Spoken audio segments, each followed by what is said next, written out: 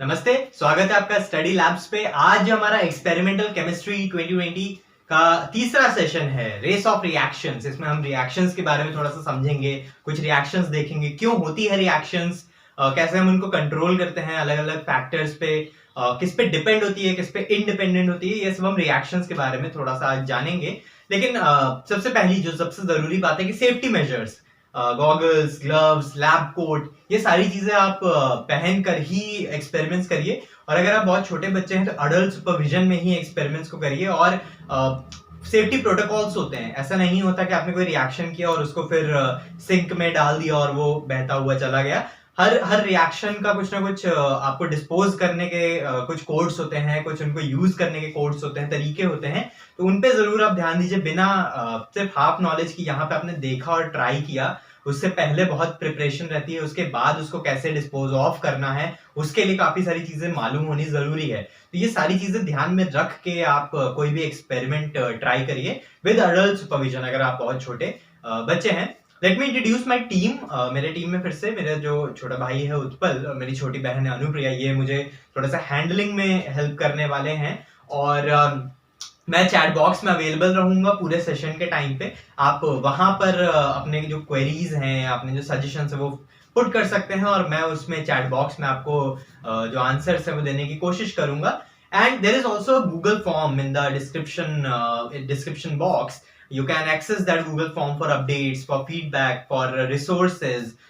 तो आप वो Google फॉर्म भर सकते हैं अपडेट्स के लिए, रिसोर्स के लिए, या फीडबैक देने के लिए, सेशन के लिए, या कोई अगर सजेशंस हैं उसके लिए आप वो Google फॉर्म जो डिस्क्रिप्शन में दिया हुआ है वो आप फिल कर सकते हैं। और जो हमारा लास्ट सेशन होगा इस केमिस्ट्री 2020 वर्कशॉप का, जो लास्ट सेशन होगा वो हमारा 29 नवंबर यानी कि अगले जो संडे 5 बजे होगा, वो मैजिक केमिस्ट्री पे। हम कुछ ऐसे रिएक्शंस देखने वाले हैं जो कहीं ना कहीं मैजिक की तरह लगते हैं, लेकिन उसमें भी केमिस्ट्री इन्वॉल्व है। सो वेलकम अगेन हमारे इस तीसरे रेस ऑफ रिएक्शन सेशन में। और I am just taking 30 more seconds कि जस्ट एक्सप्रेसिंग माई ग्रैटिट्यूड कि जो पिछले 2 सेशंस थे, पिछले 2 संडेज में जो सेशंस हुए हमारे किचन केमिस्ट्री और केमिस्ट्री ऑफ फायर, उसको बहुत बढ़िया रिस्पांस मिला। आप लोग को बहुत बहुत थैंक्स उसके लिए। तो हम आज का जो सेशन है उसको शुरू करते हैं। मैं 2 कील ले रहा हूँ। I am taking 2 nails and in one I will pour water. एक में मैं पानी डालूंगा and in the other I will pour vinegar. दूसरे में मैं एक एसिड विनेगर डालूंगा। सो दिस इज वाटर, ये पानी है। इसमें मैंने इसको पानी में डिप कर दिया, इस वाले कील को। एंड ये मेरे पास विनेगर है और दूसरे को मैं विनेगर में डिप कर दूंगा। तो अभी हम कल अपना जो रिकॉर्डिंग है वो करने वाले हैं और हम कल इनका रिजल्ट्स देखेंगे कि इसमें दोनों में क्या हुआ होगा। कुछ रिएक्शंस बहुत जल्दी हो जाती हैं इन अ स्प्लिट सेकेंड, और कुछ रिएक्शंस होती हैं बहुत ज़्यादा समय लेती हैं। हम एक स्लो रिएक्शन देखते हैं। स्लो रिएक्शन हमने कल इनको रखा था, इन कीलों को, इन नेल्स को हमने पानी में और विनेगर में डिप करके रखा था। ये हम देखते हैं कि ये हमारा वाटर में था और अभी ये थोड़ा सा इसमें जो जंग है वो लग चुका है इसमें। और ये हमारा विनेगर है। This one is vinegar. Vinegar में भी 96% वाटर होता है बट कुछ परसेंट एसिटिक एसिड होता है। ये अभी भी अपनी कंडीशन को मेंटेन किए हुए है, इसका कंडीशन अभी भी मेंटेन है, जबकि इसमें आप देखेंगे कि काफ़ी ज़्यादा जंग लग चुकी है, राइट। अभी हम, ये तो स्लो रिएक्शन हुई। इट टेक्स 2-3 डेज जब उसमें लोहे में जंग लगे, या उससे भी ज़्यादा समय लग सकता है। हमारे पास एक क्विक रिएक्शन के लिए सोडियम मेटल है, राइट। हम सोडियम मेटल को आप जानते हैं कि केरोसिन में डिप करके रखा जाता है क्योंकि काफ़ी ज़्यादा रिएक्टिव होता है। और हम इसको केरोसिन में से निकाल कर थोड़ा सा पीस इसका काटते हैं एंड देन हम इसको वाटर में ड्रॉप करेंगे। तो हम इसको निकाल लेते हैं।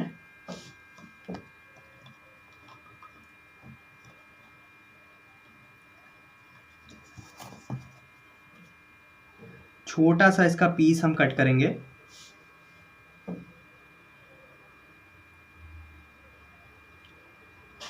And we will drop this piece in water. और आप देखेंगे कि कितनी जल्दी ये सोडियम वाटर के साथ रिएक्ट करके NaOH यानी कि सोडियम हाइड्रोक्साइड फॉर्म कर रहा होगा। ओके, तो थोड़ा सा केयरफुली हम लोग यहाँ पे कर रहे हैं इसीलिए, लेकिन आप इसको घर पे मत ट्राई करिएगा।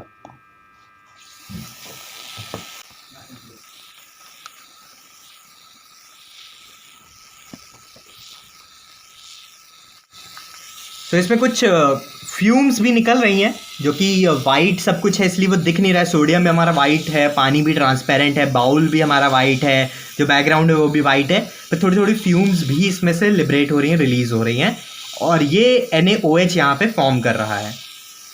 तो हमने अभी एक रिएक्शन देखा सोडियम का और रेस्टिंग ऑफ आयरन का।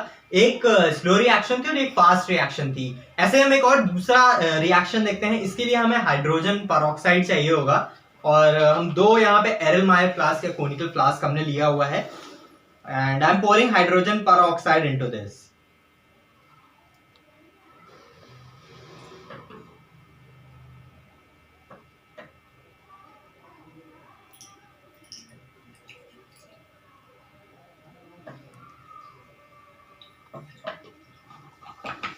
एंड अब मैं क्या करने वाला हूं, मेरे पास MnO2 यानी मैंगनीज ऑक्साइड है, और मेरे पास KMnO4 है। एक में ऑक्सीजन के 2 मॉलिक्यूल्स है और एक में 4 मॉलिक्यूल्स है, MnO2 एंड KMnO4। और हम इनका इम्पैक्ट देखते हैं कि क्या होने वाला है MnO2 का और KMnO4 का। ओके, तो मुझे थोड़ा सा स्पेस को क्लियर करना पड़ेगा ताकि ये चीजों को खराब ना करें। तो एक तरफ MnO2 है, एक तरफ KMnO4 है, और हम क्या करने वाले हैं, हम हाइड्रोजन पेरोक्साइड को डिकम्पोज करने वाले, तोड़ने वाले हैं अलग अलग केमिकल्स की मदद से, और हम देखते हैं कि वो कैसे रेट को रिएक्शन की रेट को अफेक्ट करते हैं। तो रेट ऑफ रिएक्शंस पे अब हम जा रहे हैं कि कैसे स्लो या फास्ट तो होती ही है, लेकिन क्या फैक्टर्स होते हैं जो इसको अफेक्ट करते हैं। What are the factors which affect the rate of reaction, and one factor is the choice of chemical. What type of chemical is we are choosing for the same reaction? कौन से तरीके का reaction कौन से तरीके का chemical हम choose कर रहे हैं अपने रिएक्शंस को कंडक्ट करने के लिए। सो पहले मैं इसमें पोर करता हूं, थोड़ा पास आ सकते हैं इसके लिए देखने के लिए।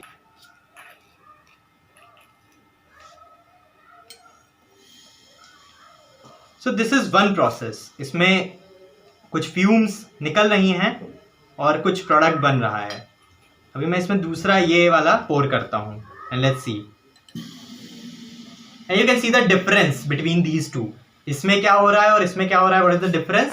The difference is only what type of chemical we had chose. It affects the rate of reaction. इसने रिएक्शन की रेट को चेंज कर दिया है। ये किसी और रेट से रिएक्शन हो रही है, सेम हाइड्रोजन पेरोक्साइड टूट रहा है, इसमें भी हाइड्रोजन पेरोक्साइड टूट रहा है, लेकिन एक डिफरेंट रेट पे टूट रहा है, राइट। द नेक्स्ट थिंग, जो अगली चीज हमारे रिएक्शन के रेट्स को अफेक्ट करता है, वो होता है सरफेस एरिया। कि जो हमारा केमिकल इंटरेक्ट कर रहा है उसका सरफेस एरिया ज्यादा है, ज्यादा रिएक्शंस हो पा रही हैं, उसको ज्यादा एरिया मिल रहा है या कम मिल रहा है, राइट। सो इसके लिए हम क्या करने वाले हैं, मैं बेकिंग सोडा और विनेगर का ये एक्सपेरिमेंट करूंगा, लेकिन मैंने चेंज क्या किया है। यहाँ पे जो बेकिंग सोडा है, बेकिंग सोडा पाउडर फॉर्म में है, यानी कि उस पे एरिया छोटे छोटे पार्टिकल्स के हमें ज्यादा मिल पाएंगे, और मैंने इनके कुछ चंक्स बना लिए हैं। इस तरीके से मैंने इसकी बॉल बनाई हुई है बेकिंग सोडा की। तो इसमें क्या होगा कि बेकिंग सोडा तो पूरे वॉल्यूम में है, लेकिन जो पहला विनेगर के साथ रिएक्शन होगा वो बाहर आउटर सरफेस का होगा। तो इसमें सेम मास का जो रिएक्शन होगा सिर्फ आउटर सरफेस के साथ, लेकिन इसमें ज्यादा सरफेस एरिया मिलेगा, और हम सरफेस एरिया का अफेक्ट देखने वाले हैं, कितना अफेक्ट है सरफेस एरिया का किसी भी रिएक्शन पे। तो आगे आ जाओ, और मैं इसको इसमें रख देता हूं,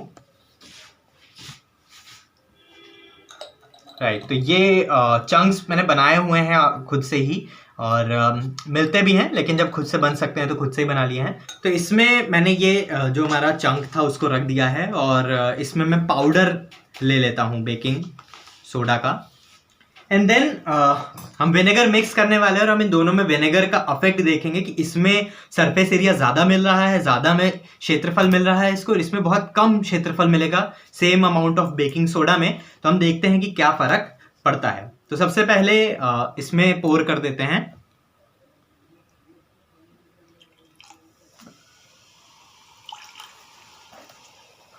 तो आप इन दोनों में रेट देख सकते हैं कि ये किस तरीके का रिएक्शन दे रहा है, और ये किस तरीके का रिएक्शन हमें दोनों में मिल रहा है। ये बहुत जल्दी डिकम्पोज हो गया, लेकिन ये अभी भी रिएक्ट कर रहा है, थोड़ा देर से भी शुरू हुआ, और अंदर वाला बेकिंग सोडा तो अभी भी रिएक्शन में पार्ट नहीं ले पाया है। तो सरफेस एरिया कहीं ना कहीं अफेक्ट करता है हमारे रेट ऑफ रिएक्शन को। अगर हम सरफेस एरिया ज्यादा दे पाएंगे राइट। तो वो क्या करेगा, रिएक्शन को जल्दी इनिशिएट करेगा, प्रोडक्ट तक जल्दी पहुंचेगा। और अगर हम सरफेस एरिया को कम करते हैं तो वो स्लो करता है। जरूरी नहीं है कि स्लो करना खराब हो, कई बार कई प्रोसेसेस में हमें स्लो करना पड़ेगा रिएक्शन को, हमें चाहिए होगा कि वो जल्दी ना हो, धीमे हो, तो वहां पर हम क्या करेंगे, हम उसके सरफेस एरिया को बढ़ा या घटा सकते हैं to control the rate of reaction. We can increase, we can decrease the surface area and it affects the rate of the reaction. अगली चीज जो हमारे रिएक्शन के रेट को अफेक्ट करता है, किसी रिएक्शन को तेज तो किसी को धीमा बनाता है, वो होता है टेम्परेचर। तो हमारे पास यहाँ बर्फ है, आइस है और गर्म पानी है। हम सेम रिएक्शन को गर्म पानी और ठंडे पानी दोनों में करके देखते हैं कि क्या फर्क आ रहा है रिएक्शन के रेट पर, कि सेम रिएक्शन हो रही है बट एक में बर्फ के पानी में हो रहा है और दूसरे में गर्म पानी में हो रहा है, क्या फर्क आएगा। तो पास आ सकते हैं और हम इसको देखते हैं। हम करने क्या वाले हैं, हम बर्फ का पानी इसमें डाल देते हैं। हम बर्फ का पानी एक में ले लेते हैं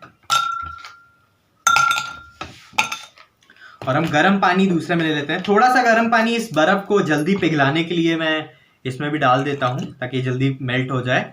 और थोड़ा गर्म पानी मैं इसमें ले लेता हूं।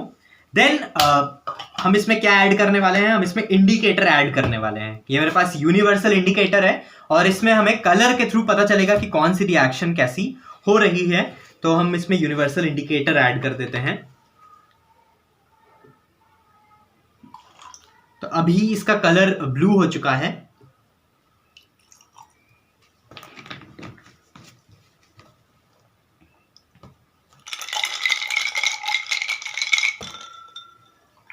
ओके, हम क्या करते हैं, अब मेरे पास ऑक्सैलिक एसिड है, मैं इन दोनों में एसिड ऐड करने वाला हूं। और हम थोड़ा सा वेट भी करेंगे क्योंकि ये पानी जब मेल्ट होगा तो ये थोड़ा सा ऊपर आएगा। हम थोड़े से और इसमें बर्फ डाल देते हैं ताकि हमें ज्यादा पानी मिल सके ऑक्सैलिक एसिड का। हम इसमें भी ऑक्सैलिक एसिड मिक्स कर देते हैं और इसमें भी हम 2 स्पून ऑक्सैलिक एसिड मिक्स कर देते हैं। आपको तुरंत एक शिफ्ट इसमें दिखने लगेगा कलर का, क्योंकि वो यूनिवर्सल इंडिकेटर उसमें मिक्स्ड है, तो आपको कलर का एक शिफ्ट इसमें ज़रूर विजिबल हुआ है। थोड़ा सा हम बर्फ़ को समय देंगे कि वो मेल्ट हो पाए।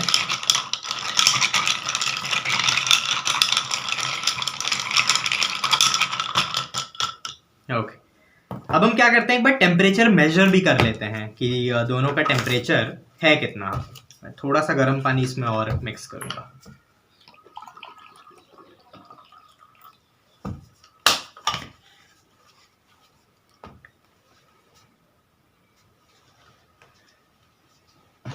ओके, तो मैं थर्मामीटर का यूज कर रहा हूं और पहले तो इस पानी का टेम्परेचर देख लेते हैं कितना आ रहा है।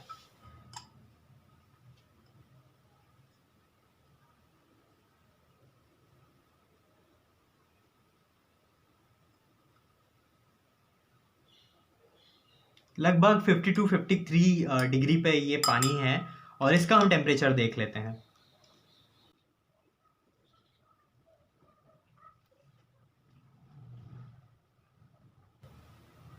तो हमको एग्जैक्ट टेम्परेचर नहीं चाहिए क्योंकि हम कैलकुलेशंस वगैरह नहीं कर रहे हैं, सिर्फ एक एस्टिमेट ले रहे हैं कि कितना डिफरेंस है।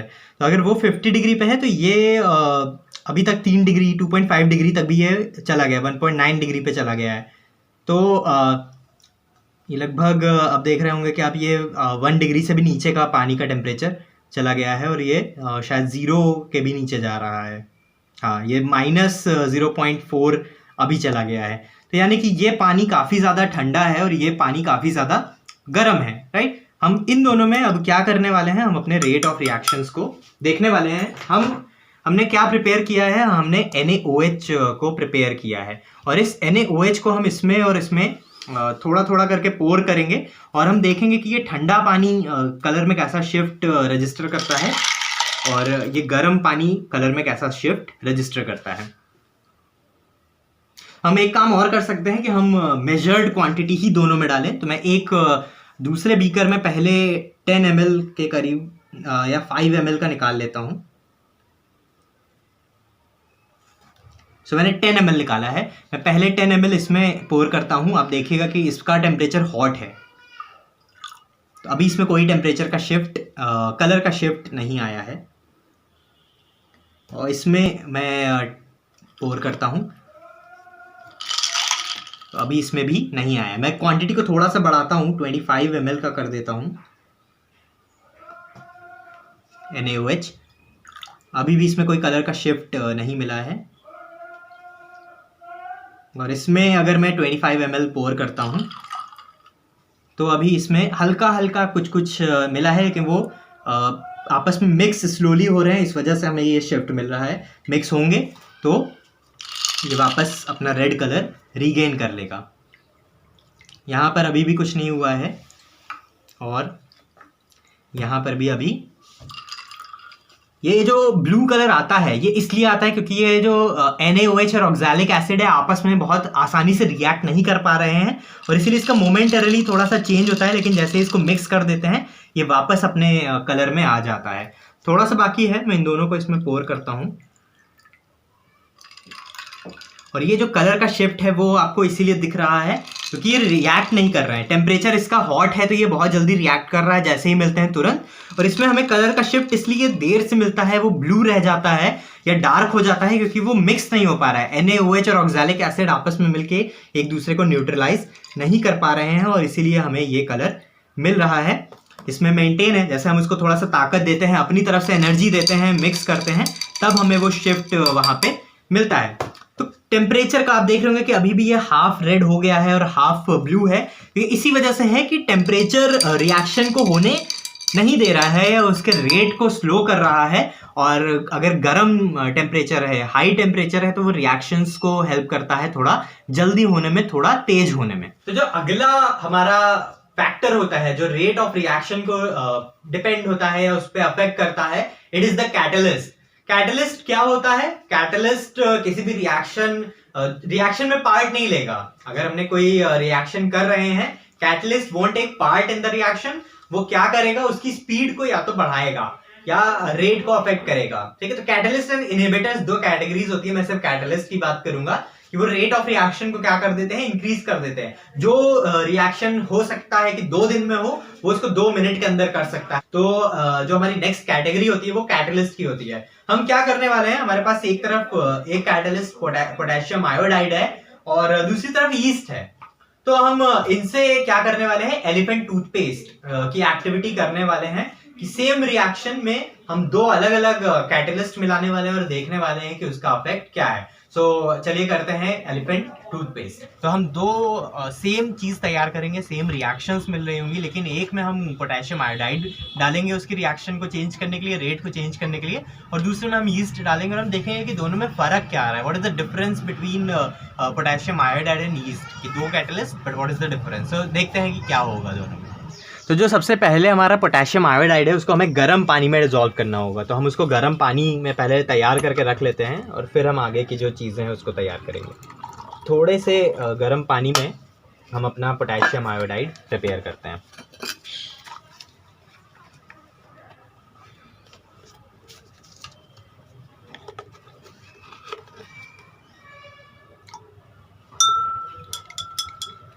ये फूड कलर है। मैं फूड कलर थोड़ा सा रंग के लिए इसमें डाल रहा हूँ। दोनों में मैं फूड कलर थोड़ा थोड़ा पोर कर दूंगा, डाल दूंगा,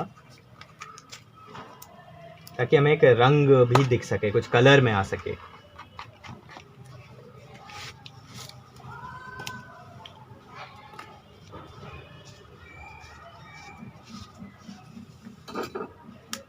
ये मेरे पास हाइड्रोजन पर ऑक्साइड है 30%, और इसको मैं थोड़ा सा इसमें पोर करता हूँ।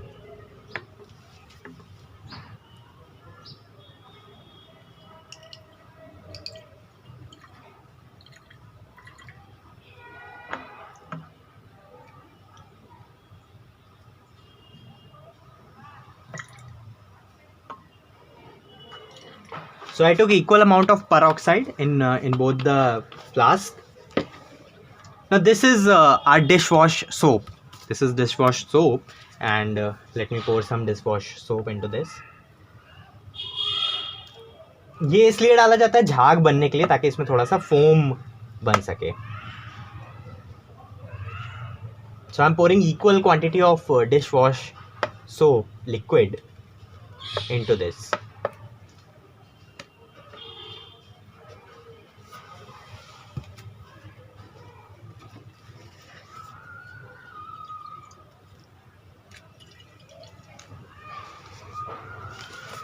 Now this is our yeast. ये हमारा yeast है और yeast एक में ईस्ट डालेंगे और एक में हम अपना पोटेशियम आयोडाइड जो हमने प्रिपेयर करके रखा है हम उसके सोल्यूशन को डालेंगे हॉट वाटर में और हम देखेंगे कि इन दोनों का क्या रिएक्शन रेट हमें मिलता है.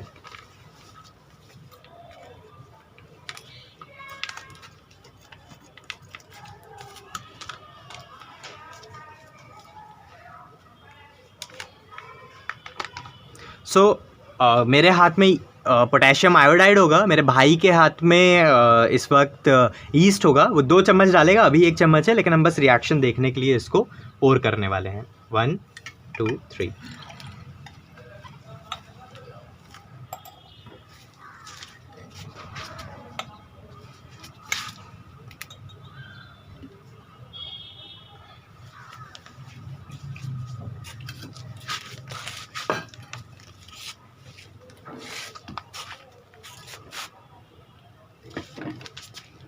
तो आप इन दोनों से रिएक्शंस रेट को देख सकते हैं कि एक में रिएक्शन रेट कैसा रहा और दूसरे में रिएक्शन रेट कैसा रहा. बाकी सारे कंपोनेंट सेम थे, लेकिन हमने एक में ईस्ट मिलाया और हमने एक में पोटेशियम आयोडाइड मिलाया, तो एक में रिएक्शन रेट काफ़ी फास्ट था, एकदम से निकला, और दूसरे में रिएक्शन रेट काफ़ी स्लो है, वो अभी भी धीमे धीमे करके निकल रहा है और इसकी क्वांटिटी भी बहुत कम निकल रही है. तो कैटलिस्ट अफेक्ट करते हैं कहीं ना कहीं. Catalyst plays an important role in the rate of reaction. How it determines कि कैसा होगा, फास्ट होगा, स्लो होगा. Same reaction, what is happening here, the H2O2 is decomposing. अभी यहाँ पे क्या हो रहा है, H2O2 डिकम्पोज हो रहा है, 2 पार्ट्स में टूट रहा है, लेकिन एक कैटलिस्ट ने उसको काफ़ी जल्दी ब्रेक किया, दूसरे कैटलिस्ट ने उसको काफ़ी स्लोली ब्रेक किया. एलिफेंट टूथपेस्ट देखने के बाद, यानी हमने कैटलिस्ट को तो देखा कि क्या कर सकता है कैटलिस्ट, लेकिन अगला जो फैक्टर होता है जो रेट ऑफ रिएक्शन है उसको डिपेंड करता है या उसको अफेक्ट करता है, it is the state of chemical. कि हमारा जो केमिकल है वो किस स्टेट में है, वो सॉलिड में है, वो लिक्विड में है, या वो गैसियस फेज में है, किस स्टेट में है.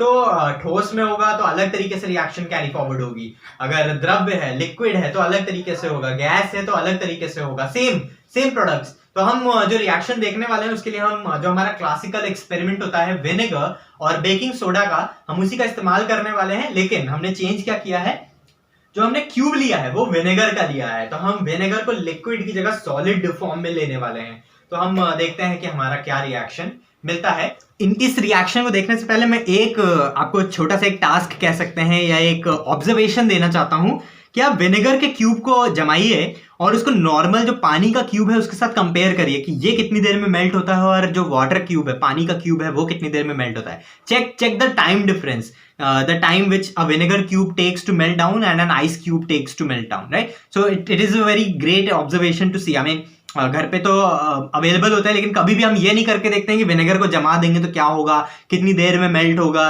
देर में होगा तो क्यों मेल्ट देर में हो रहा है, जल्दी हो रहा है तो क्यों जल्दी मेल्ट हो रहा है, ये सब हम चेक कर सकते हैं. तो ये आप जरूर करिएगा. हम एक तरफ ले लेते हैं अपना विनेगर का क्यूब, हमने क्यूब ले लिया, और एक तरफ हम ले लेते हैं विनेगर का लिक्विड स्टेट, राइट. तो हमने एक तरफ सॉलिड विनेगर लिया है और दूसरी तरफ हमने लिक्विड विनेगर लिया है, और हम बात कर रहे हैं कि जो रेट ऑफ रिएक्शन है वो डिपेंड करता है किस पर, वो डिपेंड करता है हमारा किस स्टेट में है. तो हमारे ये पाउडर फॉर्म में है, सॉलिड फॉर्म में है, तो इस पे मैं विनेगर पे बेकिंग सोडा डिप करता हूं, आप इसकी रिएक्शन देखिए, और मैं इसमें डिप करता हूं, आप इसकी रिएक्शन देखिए. तो दोनों के रिएक्शंस में काफी ज्यादा फर्क है. ये रिएक्शन आप देख सकते हैं कैसी हो रही है और ये रिएक्शन आपकी कैसी हो रही है.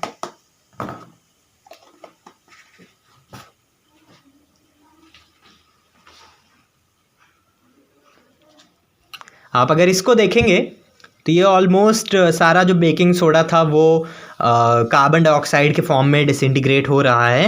लेकिन अगर आप इसको देखेंगे तो ये ऊपर ही पड़ा हुआ है और कुछ कुछ इसमें बबल्स तो निकल रहे हैं. इसको ज़रा फोकस करना इस वाले विनेगर पे. हाँ, अब आप इसको देख सकते हैं कि ये थोड़ा थोड़ा कुछ मेल्ट तो हो रहा है, लेकिन क्योंकि स्टेट इसका सॉलिड है तो ये उस गति के साथ, उस स्पीड के साथ ये रिएक्ट नहीं कर रहा है, इसका जो रिएक्शन रेट है काफ़ी डिफरेंट है इसके कंपैरिजन में। क्यों? क्योंकि यहाँ पे विनेगर लिक्विड स्टेट में था और यहाँ पर जो विनेगर है वो आपका सॉलिड स्टेट में है। तो जो फाइनल मैं चीज़ कवर करना चाहता हूँ वो ये है कि रिएक्शंस दो टाइप की भी होती हैं, उनको एक अलग कैटेगरी में डिवाइड किया जा सकता है, क्लासिफिकेशन दिया जा सकता है, एंडोथर्मिक एंड एक्सोथर्मिक, राइट। यानी एंडोथर्मिक वो रिएक्शंस जिसमें जो हमारा टेम्परेचर है वो गिरता है, ठंड उसमें जो टेम्परेचर है वो ड्रॉप होगा, और एक्सोथर्मिक जिससे हीट पैदा होगी, लिबरेट होगी, तो वो हमारा गर्म हो जाएगा जिस भी हम कंटेनर में करेंगे।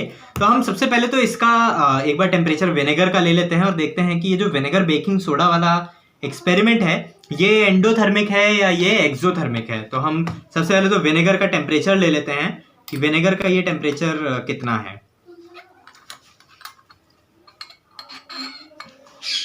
दिख रहा है, ये आ रहा है उस पर इसका टेम्परेचर। तो अभी इसका विनेगर का टेम्परेचर 21 डिग्री के नीचे जा रहा है, 21 डिग्री के नीचे जा रहा है इसका टेम्परेचर, 20.8 के आसपास है इसका टेम्परेचर। धीमे धीमे बहुत धीमा ड्रॉप हो रहा है इस टेम्परेचर में, ड्रॉप ज़रूर है, अभी ये 20.3 पे है। लेकिन हम क्या करते हैं, इसमें हम बेकिंग सोडा डालते हैं और फिर हम देखते हैं कि इसका जो ड्रॉप है वो किस तरीके से हमें दिखता है। क्या वो सडन हो जाता है? अगर सडन हो रहा है तो इसका मतलब कि ये ठंडा हो रहा है, ये एंडोथर्मिक रिएक्शन है। और अगर इसका टेम्परेचर बढ़ने लगेगा तो ये एक्सोथर्मिक रिएक्शन हो जाएगी।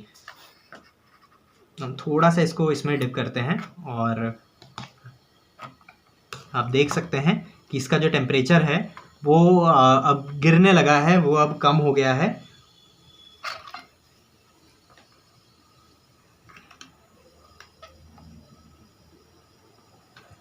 थोड़ा सा और विनेगर इसमें डालना पड़ेगा।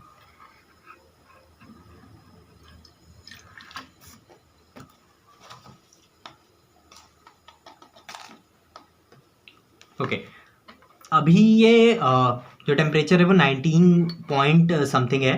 हम इसको थोड़ा सा डालते हैं और आप देखेंगे कि इसका टेम्परेचर डिप होता चला जाता है, गिरता चला जाता है। और इससे हमें पता चलता है कि ये जो रिएक्शन है ये अपने आप में कैसी रिएक्शन है, ये एंडोथर्मिक रिएक्शन है जिसमें हमारा जो टेम्परेचर है वो ड्रॉप हो रहा है। हम अगर एक्सोथर्मिक रिएक्शंस की बात करें तो उसके लिए हमें क्या करना होगा, उसके लिए हमें सोडियम हाइड्रोक्साइड लेना होगा। और सोडियम हाइड्रोक्साइड में हम देख सकते हैं कि वो एक्सोथर्मिक है या एंडोथर्मिक है। तो मैं एक फ्लास्क में पानी ले लेता हूं। मैंने एक फ्लास्क में पानी ले लिया है और इसमें मैं इसको डिप कर देता हूं। आप लास्ट में देख चुके हैं कि वो 19.3 पे था, डिप हुआ तो वो एंडोथर्मिक रिएक्शन हुआ। अभी मैं पानी को इसमें रखता हूँ इस फ्लास्क में, तो आपको दिख रहा होगा कि इसका जो टेम्परेचर है अब कुछ बढ़ रहा है क्योंकि पानी का टेम्परेचर ज़्यादा है। तो अभी इसका टेम्परेचर बढ़ रहा है, ये 23 पे अभी पहुँच गया है। और हम इसमें सोडियम हाइड्रोक्साइड डालते हैं और तब इसका टेम्परेचर मेजर करते हैं कि इसका टेम्परेचर क्या होगा।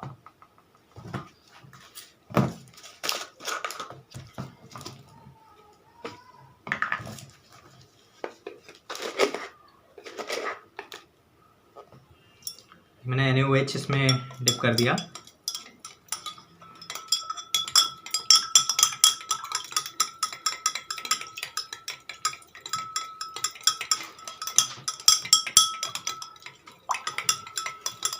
तो इस केस में आप देख रहे होंगे कि इसका जो टेम्परेचर है वो इंक्रीज कर रहा है, वो बढ़ रहा है।